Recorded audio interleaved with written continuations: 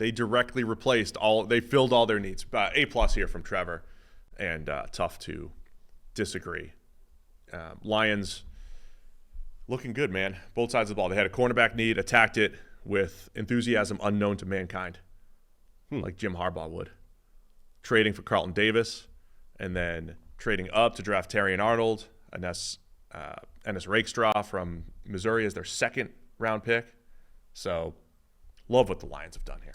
Yeah, the Lions, I think, excel both in terms of personnel, just unbiased analysis of the players they brought in, and also process standpoint. Like, I think this regime, the Brad Holmes, Dan Campbell axis, are just doing such an amazing job of, forget the players that they're bringing in for a moment, just the process, the way they're doing it, I think is really, like, they are genuinely, they have been one of the best run teams since they got in that building, and continue to do it in a really good job, which doesn't mean to say everything they do is right. Like everybody else, they're going to make mistakes and they're going to swing and miss on certain positions or certain personnel moves, but the way that they're able to build in contingency or double back and, fix a mistake is just so good. And now we're seeing them tick this off. Like, part of their offseason has got to be, they've now given a monster contract out to Amon-Ra St. Brown. They've given a monster contract out to Penei Sewell, and now they've locked up Jared Goff long-term as well. You live in this world, we live in this world where there's a fixed salary cap, there's only so much money to go around, and you can probably only have 5 or 6 big money contracts on your roster, right? And if you're doing that, you would say, okay, what positions or what players do we want to have those 5 or 6 contracts? Well, the 3 they gave out this offseason would be on the list, right? Cornerstone tackle, best receiver, quarterback. Those are 3 of your 5 or 6 contracts. And then it'll be edge for And the next Aiden 2 Hutchinson. deals they've got coming up are Alim McNeil and Aiden Hutchinson. Those Right. might be the next 2 guys you would give the deals out to. And I think, they've got Carlton Davis III, who I think is a good, solid corner. Wasn't as good last year, but historically a good corner. You're going to have a year of him. His salary's off the books as Goff's number starts to go up over the next couple of years. I think they're balancing those things. And, the next step for Detroit is to continue to hit on draft picks, right? So last year's draft, where they had 4 picks in the top 53, 55, and 5 picks in the top 55, and 4 of them contributed right away. That's like the fallout of the Matthew Stafford trade. That's not going to be a reality all the time for Detroit, having that many picks and that many contributors. So it's going to be a little bit more challenging when you have your normal allotment of draft capital to just stay young and continue to have those replacements. But to this point, I think it's just been a very good balance of drafting in volume like they did last year. They did trade up, to go get Terrion Arnold, to go get that one player.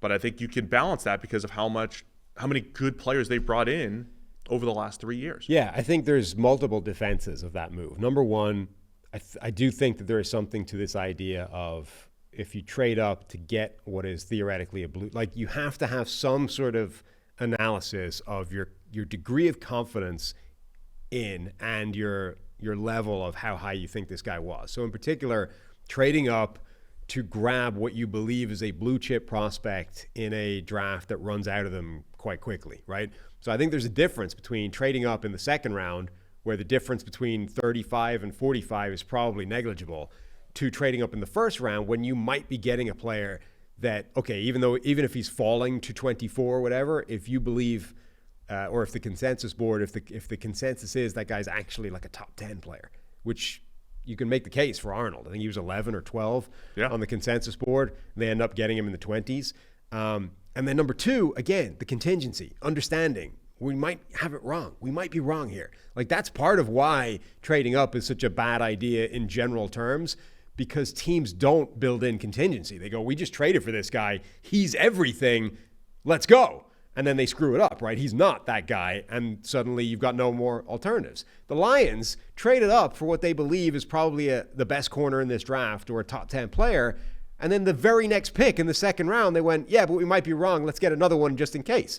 And they get Ennis Rakestraw, who's a great fallback plan. So again, just love the way that they are doing this from a process standpoint. And so the other way to my heart is to get established veterans to fill your needs in the offseason, right? Kevin Zeitler at right guard, DJ Reader on the defensive line.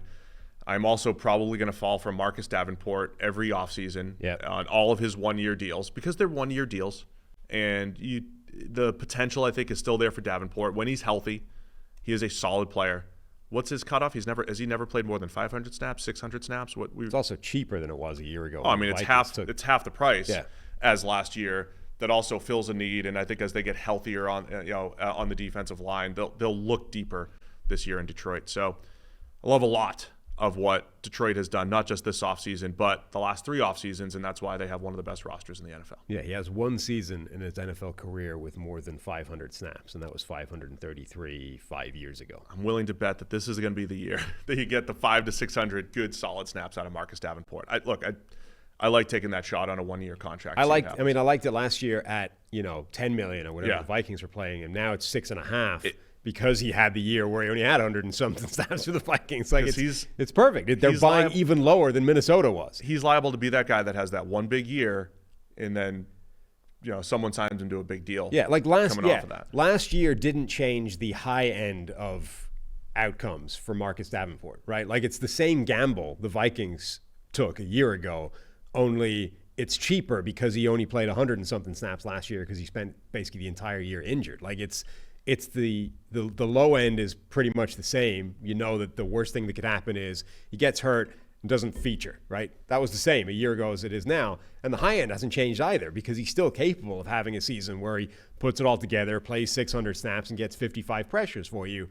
Only the price went down because he played basically didn't play last year. So again, another move that's just awesome process.